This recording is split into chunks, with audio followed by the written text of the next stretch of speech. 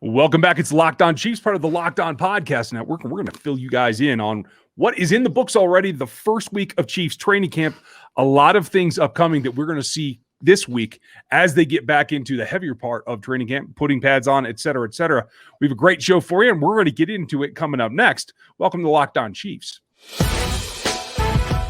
It's the Locked On Podcast Network, your team every day. From the land of the free and the home of the Chiefs, this is the Locked On Chiefs podcast. Welcome back, everyone. Hope you enjoyed your weekend. I hope a lot of you got to see some Chiefs training camp. I know it rained out there a little bit. Before I move on, remember, we are brought to you by Peacock and Williamson. You can check them out on their own feed. Everything around the NFL from Peacock and Williamson. I was pretty happy that I wasn't out in the rain the other day like Mitch Holthus and Matt Moen were, but other than that. No, I get that, and it makes a lot of sense. I am actually a little sad I'm not going to be going to training camp this year, I don't think. But as you can see, it's still – my studio is still changing, so we will see how this is all going to work out over the next couple of weeks. Yeah, it's going to be interesting. You can see the little incremental changes as we go along, and it sounds better. It's looking better. It's going to be fun. I actually will make it out to the last week of training camp. So if y'all are out there, feel free to stop by. I'll be on the hill, as I always am. And I'm looking. Which hill? There's multiple now. Oh, I forgot there is. I'll be at the corner of the main hill by the VIP tent. So that is my by favorite. The media. Yep. Makes sense. There's a lot that I'm looking forward to seeing when I get up there. But there's been a lot that went on this first week, especially the last couple of days. The first thing that really stood out to me, and you tell me what's the big thing to you right now? I think they're running different things that they didn't run in the previous years. Mm-hmm. And I think that's the thing that sticks out to me. And I know one of the things we want to talk about later in the show is Niang, and we will get into it, probably a full segment on him. But the guard tackle counter, that's going to be different this year than it was in the past. And I think that's actually going to help them basically expand their offense and help them in the long passing game eventually as well, because when you are able to run those types of plays for short yardage, that gives you the option of having different looks and giving you different things you can do. Mm-hmm. Yeah, if you guys didn't see that, it's on my timeline for sure. Nate Tice actually grabbed it while he was out there, I guess. Very interesting play because you have not seen them run a guard tackle, both pull, even when they ran power a couple of years ago with LDT and Mitch Morse, they didn't pull both of them, cross the formation and lead through. So that is definitely more of a sign of embracing the power scheme, even more so than just dabbling it when you want to be able to use it when you need to. The important thing is I don't think that was the biggest part of what we're seeing there. We're seeing some drive off the ball from the center and guard combo with the rookies. And like you said, we'll talk about what's going to go on at right tackle here coming up later. But I thought overall, combining that with the counter footwork out of the back is something that I've been wanting more of for the last couple of seasons. Together with that, between running more power and running an actual wing formation more, where I understand that not only Noah Gray, but Michael Burton is lining up, not as a true fullback, but both of them attached like wings, like true H's. So they're back off the line of scrimmage. They're a little bit outside of the last guy on the line. And I think that is going to be advantageous as well, particularly for pulling, but for wham blocks inside, for those little inside pitches that we saw Patrick do last year. I'm really intrigued with the motion in front of the tailbacks at this point. You have that, and then you also have Fortson catching passes from Patrick Mahomes. And maybe I'm reading too much into that, but we saw a couple of plays, and we've heard Fortson's had great days at camp. Mm-hmm. And if he's practicing with the first team, that to me tells me that he has an opportunity to make this team at some point. Yeah, it definitely sounds like it. From what I understand from Matt Derrick, we talked to him on Sunday night as well, and he thinks that it's really going to come down to the blocking. That Jody is showing the ability in the pass game that you would expect from a guy who used to be wide receiver. And they are encouraged by that, but it's whether he continues to develop as a blocker that Matt thinks is going to make the difference. For me, I know they have to have somebody that can block, but there's always the option to bring in the additional offensive lineman, Or Burton. Well, that's true. Honestly, I think that's really what's going to play into this. If they want to keep Burton on this roster, and I'm not saying I want them to get rid of Blake Bell, but if it's a choice between Blake Bell and and Jody Fortson, and they think that they can use Burton in the blocking situations. I think Fortson gives them more in a passing situation. Absolutely. And I think that's a lot more valuable than having a tight end that can block, because you can put Burton in there. Mm-hmm. So I don't think you're going to line Noah Gray up there intending him to block. If you guys missed my breakdown on RGR of his college film, like he's a good motion blocker. He gets in the way. He uses angle as well, but he's not a lock up and drive guy off the ball kind of thing, which I would think Burton is a little bit better at. Right, and you can use Blake Bell in those situations, but again, what I go back to, and I know I already said this, but to me, if you're looking at those two and you're comparing which one do you want, it depends on what you want in the offense. And to me, Jody Fortson gives them more because he can put you in a situation where you don't lose. I mean, you're going to lose some, obviously, from Travis Kelce and Noah Gray, but he puts you a lot closer to Noah Gray than Blake Bell does when it comes to pass catching. Yeah, that's exactly what I'm thinking too, especially if we see the offense shift a bit towards running those two tight end sets where they're all legitimate targets. If one of those guys go down, if Noah Gray gets hurt for a week or two, or Kelce needs a game off, all of a sudden, if you've based your offense on that, now you have Kelce and Bell. That's not the same thing. You can't run the same things that you run for Noah Gray if it's Blake Bell in there. Maybe you can if it's Jody Fortson because of the pass catching ability. Right.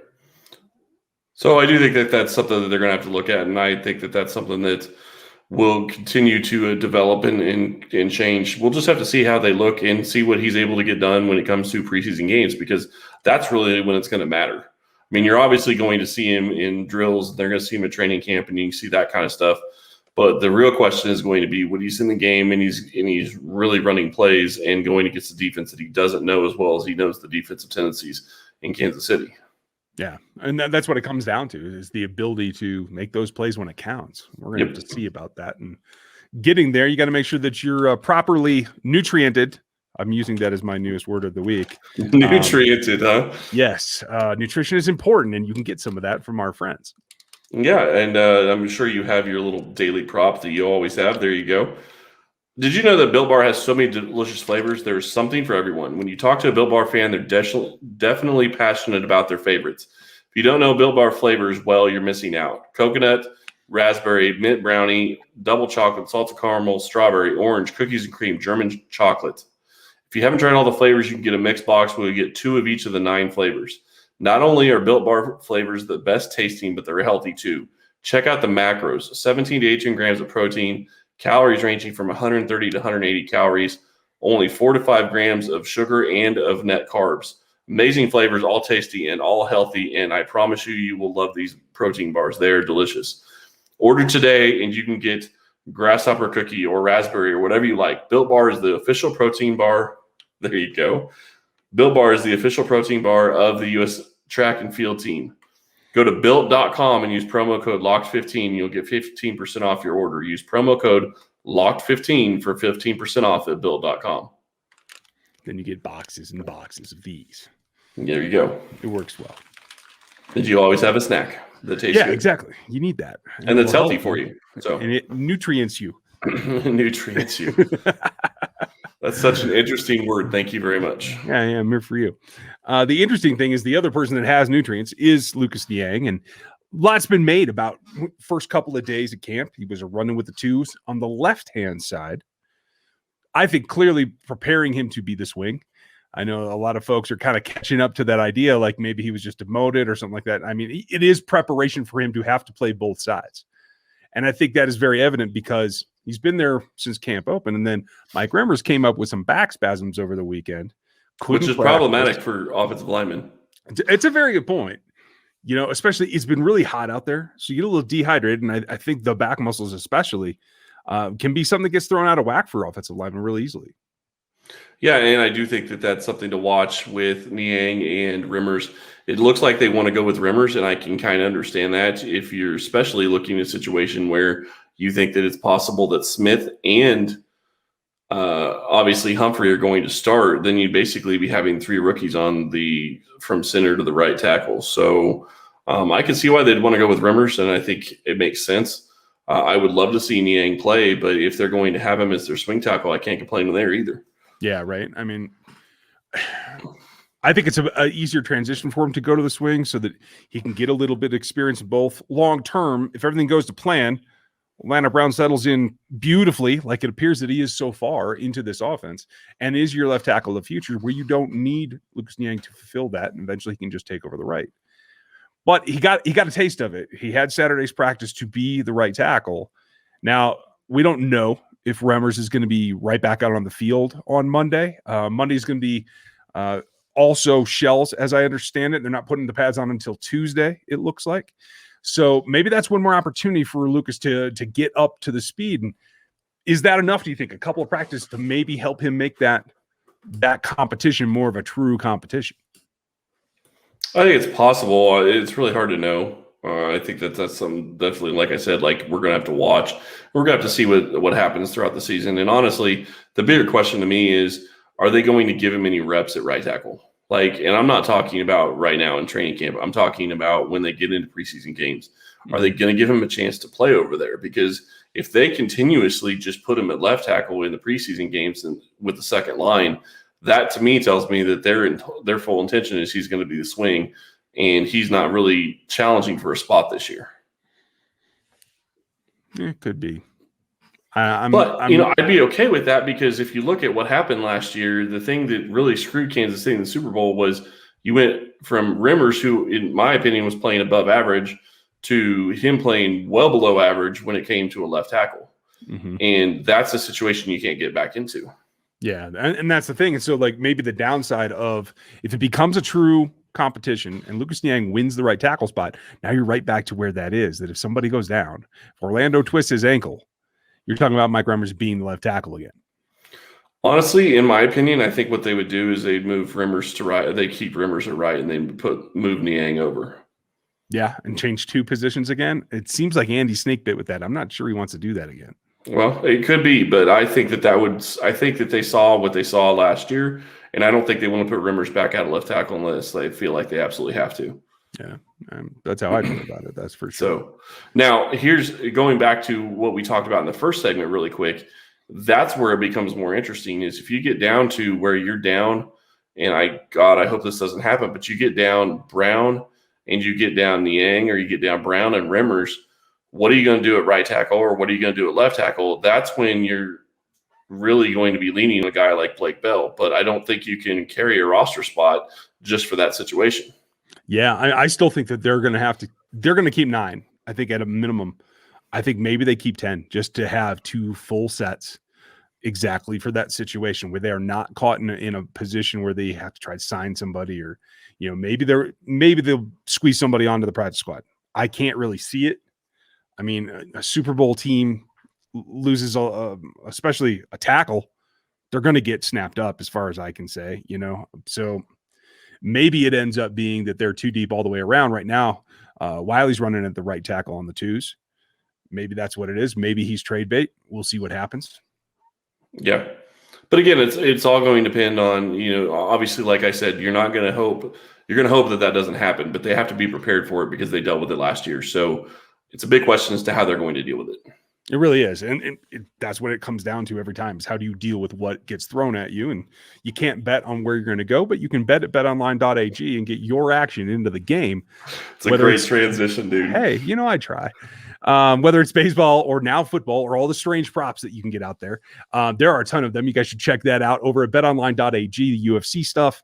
Obviously, there's a lot of sports that are going to be ramping back up after the fall. So you have a little bit of time to figure it out. Everything's about football right now. We encourage you guys to go over there and get off the sidelines and get into the game. You can head to their website from any device, and you'll get a 50% welcome bonus when you use our code. That's locked on at betonline.ag, and just put it in there. And you get whatever you deposit, half of that they add back to you, to your account, as a courtesy for signing up. We appreciate you using that code locked on over at betonline.ag, your online sportsbook experts. The other thing that I think is kind of a running theme here is the older generation of linebackers seem to be a little bit nicked up as we're going through the front end of camp. In some ways, that's a concern, certainly. In some ways, it's very valuable to get a lot more reps to not just Willie Gay, who is clearly right now the number 2. It is Anthony Hitchens is their number 1 linebacker. Willie Gay is number 2. When they stay out of the dime sets where they're only running a true nickel with 2 linebackers, Willie Gay is the guy that's out there with Hitchens. That's a good thing. That's the kind of plays that he's capable of making, and if he's on the field, he can do it. The question is when Hitch misses something, it's one thing. Then you have Neiman, who they're very comfortable with. Neiman actually, Mr. Pratt's tweaking his hamstring the other day, and that's when things got really interesting for me. Are you surprised that it's that important that Neiman is out there as the backup to Hitchens right now? Personally, I don't want Neiman to be the backup to Hitchens. Mm-hmm. I would prefer that be Bolton, but it doesn't shock me that they're going in another direction because they don't really generally like to play rookies. Obviously, that's a complete different situation than what they're doing on the offensive line right now. Mm-hmm. But offensive line versus defensive, knowing your calls, knowing your plays, I think it's a completely different ball game. And so I think, you look at what Willie Gay went through last year. He wasn't playing much. He knows where he's going this year. He knows what he's supposed to be doing. And I think Bolton will get there. So to me, I would rather Bolton be the backup to Hitchens, but it doesn't shock me that they've been putting Neiman in there. I just don't think he has the body or the fit for it. So it looks like he's done the opposite of what he did last year. He looked slower because I think he gained some weight. It looks like he's turned back out, and evidently he's moving pretty good from what I'm hearing. I don't know if that's enough, though. Right, but it's a different position than what he's been asked to play in the past. So, yeah. I mean, middle linebacker is supposed to be a little bit bulkier, and the speed would be great, but you need a little bit more bulk on you because you're going to be taking on blockers more than your outside linebacker. So, to me, I just don't think he's a great fit there. And you can make that same argument for Bolton, but that's the position Bolton played in college, and that's what he's used to playing. So he is used to using his leverage, his size to his advantage in that area. So I would like to see Bolton play more, but again, it doesn't shock me that they're going this direction.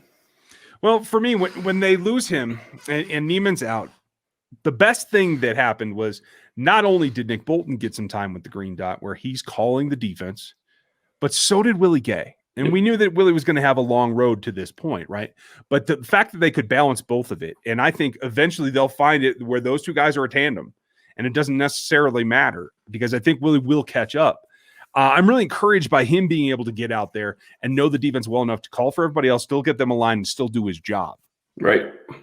Yeah, and I think that's a huge compliment to him from where he's come from last year. But you also have to remember, and I think that this is what really screwed him up last year, they didn't have a regular OTAs. They didn't have a regular minicamp. They didn't have regular on-the-field sessions. And, a lot of people will say those don't matter. Yeah, they matter when you're a rookie and you're trying to figure out this defense.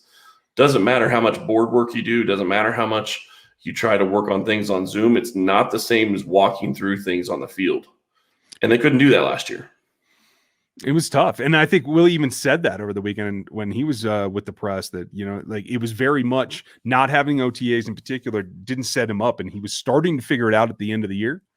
Obviously, he had the injury. He is 100% go now, by the way. Feels fully recovered and looks like it from the way that he's moving around. So by getting him to that point and having a full off season, I think he's going to catch up. He's a little behind, but he's getting there. The question is, can you keep Hitch healthy long enough to bring him along enough to be capable if someone else has to come in? And then can you get Nick Bolton enough snaps in this preseason to feel like he's solid enough to compete? Obviously, none of them are going anywhere on this 53-man roster, but I think the more prepared you are, just like you said on the offensive line, you got to have that depth, particularly at this position. Well, and I'm going to throw a name out there that I think would be crazy for Kansas City not to at least look at this point. KJ Wright is still sitting there as a free agent. Mm-hmm. And I'm sorry, the linebacker group is probably one of the weakest positions we have right now, especially if you're not thinking that you want Bolton or Gay. Or it looks like Gay's going to start, but especially if you don't want Bolton to start. Mm-hmm. You put KJ Wright in that defense, and it completely changes, I think. And yes, he's not the player he used to be, but I think he's still very good, and I think you could make something like that work if you get an extension done with Matthew. Yeah, and that's the key to really doing any kind of signing now. The news that Justin Houston signed with Baltimore Ravens was a little bit of a surprise. I didn't see that one coming, but a lot of folks were hoping he'd come back to Kansas City. I knew he wasn't coming back to Kansas City. Well, he did the whole Instagram thing with the Chiefs helmet on, and everybody kind of got up in an uproar. Wants and desires. I mean, where are you going to put him? I mean, I guess you could put him in there, but you just brought back Alex Okafor. You have Taco Charlton. You're 5 deep at defensive end already. Yeah. What's he going to do for? I mean, I'm not saying he can't play, he's probably better than Okafor, maybe, but pass rushing for sure. Yeah, but I mean, you have Chris Jones, Frank Clark, Okafor, and then you have Dana and Kendo. So where are you going to? I mean, you're just running out of roster spots. Yeah. It's and tough. Charlton, I mean, it's just rough. I could see them even keeping 6. I'm starting to put theories together about what I think they need to do with the 53 man, and I could see them keeping 6 ends. Yeah. I mean, would you want to bump Kendo, try to get him to the practice squad for Justin Houston for a part-time pass rusher? I'm not sure. But I mean, it's a moot point at this point. Right, you could. The problem is that do you really want to risk losing Kendo? I mean, obviously he didn't produce pass rush in college, but they brought him here for a reason. So if you think he's going to produce in the future, then I think you have to keep him and take your chances. Yeah. I mean, you can. The bigger thing to me, I think you are pretty much set at defensive end. I think you're going to be pretty much set at linebacker, regardless of whether or not I think they should add another one. The question is are they going to do anything at corner? Yeah. And honestly, you already talked about it. You already said what needs to be said. I mean, if they want to go and make a trade, because there's still guys out there that possibly you could bring in, you've got to get a Matthew extension done.